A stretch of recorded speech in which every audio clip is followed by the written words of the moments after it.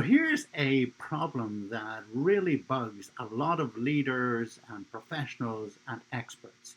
You might have created the best presentation going, and you start your talk, and it doesn't look like anybody's really paying rapt attention to you.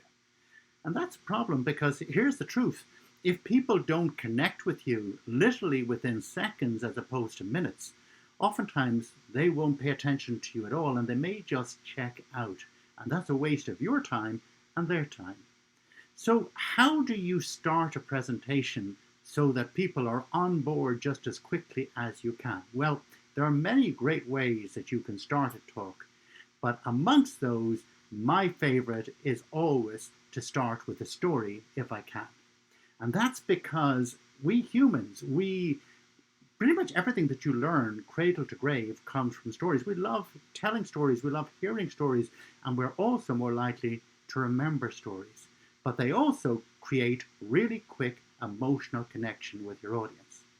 But of course, you can have a plethora of different stories. The question is, how do you start with a story that is going to excite, that's going to interest, that's going to pull your audience in?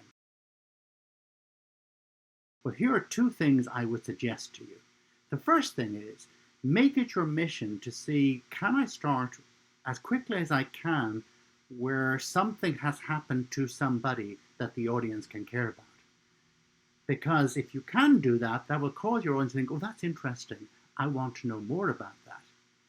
And the second thing is, if in the same breath you have also introduced something within the story that makes it sound like, oh, actually, that's something that might relate to me in some way, shape, or fashion, or potentially could. Those are the two things that we really want to hear, because then the brain says, oh, you should definitely listen to that.